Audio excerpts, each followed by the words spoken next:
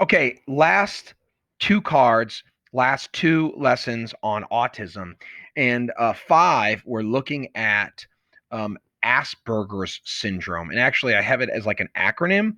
So, I mean, I'm not saying it's a great acronym, but it's try to help you remember, the Asperger's syndrome.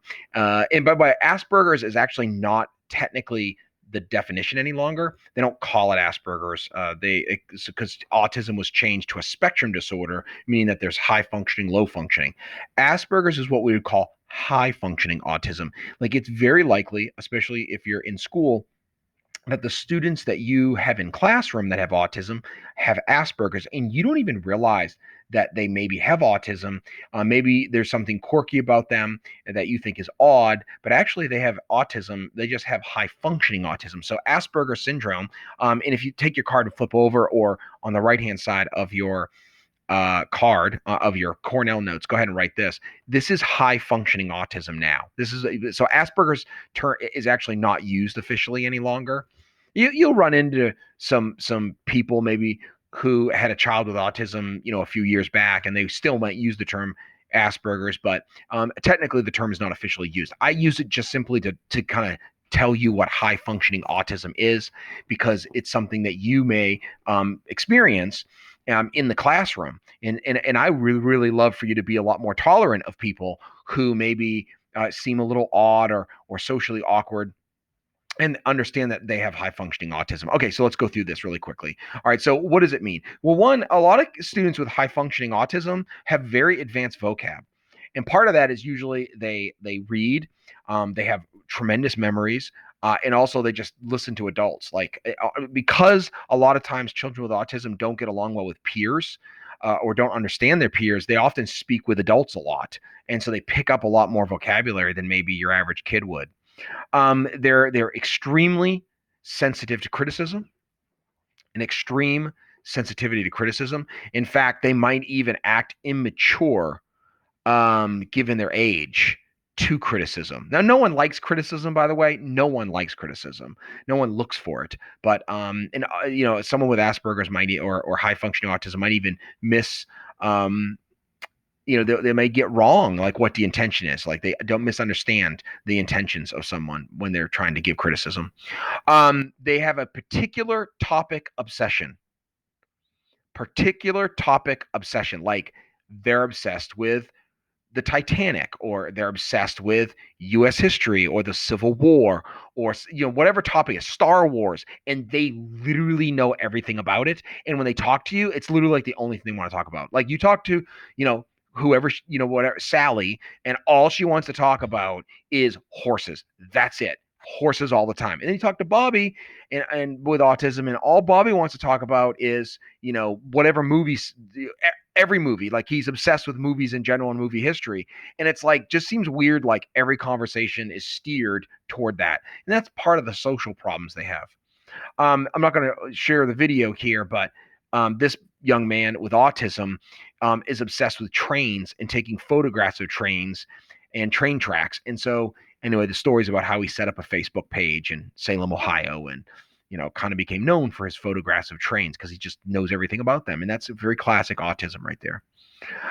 Endless talking. A lot of times, children with high functioning autism, like they just never stop. They don't understand social cues of like letting someone else, speak, and so they get they get on their topic obsession, and they just they keep going and going and going. So that's typical. Not every single kid, but it's not untypical at all. They also have a rigidity about them, like they're rigid, like they have to have things a certain way, and that goes back to OCD. It's very common again. And by the way, they wouldn't be rigid with everything, but there's like certain things that have like an order or a method to it, and they must do it. And if not, they can become very, very upset. They're gifted. They can be gifted. It's very common among children with high functioning autism that they have some sort of like, called a gift or whatever. But remember, this is only among the high functioning kids, like a low functioning kid or moderately functioning autism kid, level 2. That's not true. But they might be extremely gifted in singing. They may be extremely gifted at playing piano. In fact, this story right here, which I'm not going to play, is about a Texas boy who's a musical genius. Like he hears a song once and he can just start playing on piano. Like, I mean, it's unbelievable. So this is very classic sort of condition as well. And you may find people who are the most gifted at almost any sort of musical instrument may also be likely to have autism. Easily distracted, and that kind of goes back to ADHD. Right. In matter of fact, they may be on target in classroom, and all of a sudden, like they'll raise their hand up, and like they'll ask this like out of the world question, and like maybe everybody giggles at them because like, oh yeah, there's Jim again, asking the outlandish question, and that's just because autism, the way his brain's working, like he's just goes off topic. Also, here's a good word for you: remiss. Sorry, remiss. To be remiss means to be thoughtless. Like it almost seems like you're mean. I mentioned this in the last video about how someone with autism might, not on purpose, but actually be kind of mean to someone because they're just so blunt. Like they literally tell you, like, by the way, your hair looks awful today. Or, just like normally, just don't tell people how the hair looks. Like just leave them alone, right? Be tolerant. But like someone with autism might just say that and not realize that it's really actually inappropriate to just tell someone how bad they look that day. And I've had that happen as a teacher where a kid just told me like, I really hate your, shirt or whatever. And I'm like, well, thank you for your opinion. Like great. All right. And then also, of course, socially challenged. And for all the reasons above, not understanding the give and take in conversation, the endless talking, the OCD, the distractedness, the thoughtlessness at times, the particular topic obsession, all of those things lead to socially being challenged. And so understanding this hopefully helps you to be more tolerant of someone that has autism. Cool. All right. Lastly, autism treatment. So what do you do with someone who has autism? Well, there may be some medicines to help with anxiety. There may be some medicines to help with attention. There may be some medicines to help with hyperactivity. But like you don't just like give someone a pill and they're treated for autism. Autism treatment now we use what is called behaviorism, and that is John Watson. This is why we're doing autism here. I often do autism after I do Watson just to kind of tie it together. So it's rooted in behaviorism, John Watson. Matter of fact, a guy who is a behaviorist after Watson named B.F. Skinner actually is the person who's known for coming up with what's called applied behavior analysis, ABA. B.F. Skinner develops applied behavior analysis, ABA. And what this is how you treat, if you will, people with autism, is you use behaviorism to kind of shape their behavior and help them learn skills that a child with autism wouldn't learn otherwise. Like most of us learn by being around people and copying others, and that's real difficult with a child with autism. So they often have gaps in learning. And so applied behavior analysis is used to shape behavior, help with tantrums, and help with social skills or learning in general. So like, what do we mean by shaping? Well, B.F. Skinner did a very famous experiments with pigeons, or he basically taught pigeons how to do things.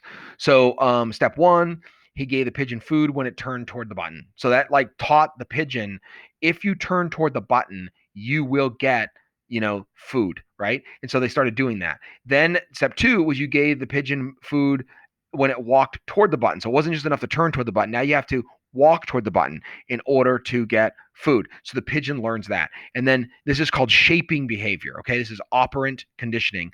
And then give the pigeon food when it raises its head to a certain height of the button. And so you see how each little step is broken down. And then lastly, you give the pigeon food when it taps the button with its beak. So you're shaping the behavior to the point where it looks like the pigeon has like learned that like, and actually it has, I need to go over and click that button and I'm going to get food. But notice it didn't just start with that. It started by shaping the behavior to get to the point where the pigeon would do what was needed. And this could be applied to nearly any sort of skill in learning as well. Matter of fact, listen to B.F. Skinner talk about pigeons here for a second.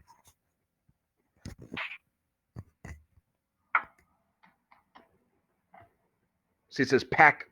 Now it says turn. And look at the pigeon turn. It's turning. Can pigeons read? It's looking for food.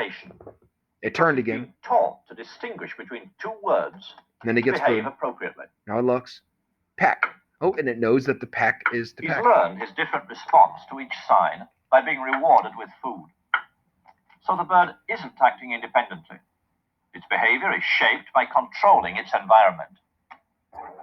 The first task was to isolate an individual piece of behavior and see how that could be changed. All right, so and that's the idea. You're shaping behavior by changing the environment, by changing the stimulus, and that's kind of rooted in what Watson was talking about. And B.F. Skinner is like the person who really takes it to the next level. All right, so what does B.F. Skinner come up with ABA? Well, let me talk about what ABA is, because there are whole schools. On the Blue Ridge Autism and Achievement Center in Roanoke is a school that does this, but there's schools all over most cities that do this now. It is the main way of helping children with autism. So you break tasks into very, very small chunks. You break a task into very, very small chunks, and then you teach that specific skill, very specific skill, like you shape it. And then the key is that you reward. ABA almost exclusively uses reward and not punishment. And you reward each of those little small tasks, little small chunks. It could be food, it could be computer, it could be toy time. They find out what motivates the child, and they use that as a reward to motivate the child to do other things. And then you're shaping the behavior and getting behavior that you want. And eventually, you might not give the rewards so that way, or you lessen the rewards so that way the child is learning it independent of the reward. And then the big thing, and this is the key, is that this is very, very, very scientific driven. You keep data. What worked? What doesn't work? Why did they do it specifically? What stimulus helped motivate them the most? And that's really the key point of applied behavior analysis. And there are colleges around where you can get a degree in this, so you can actually work with children with autism. Watch this behavioral therapy in this TV show. I knew a girl in high school named Anna Mae. Anna Mae Fletcher. She was born with one nostril. And she had this bad nose job and basically wound up with 3.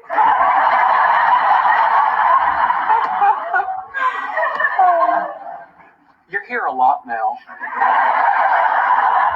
Oh, am I talking too much? I'm sorry. Zip. Thank you. So he's going to try to shape the talking behavior.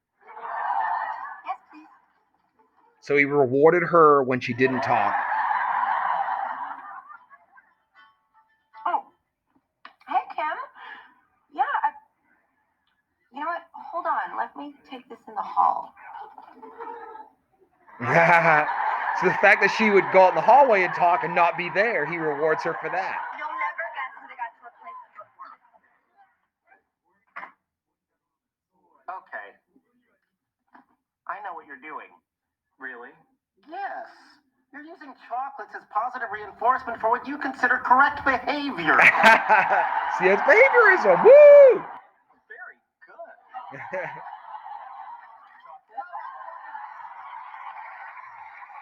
All right, so you see there, that works really well as an example here of behaviorism in a TV show. I love it. It's so funny. But you wouldn't get that if you wouldn't understand B.F. Skinner and Watson. But now you do. Now you get the joke. All right, cool. All right, that's it for that. And we got autism. We got to practice it and go from there. Bye.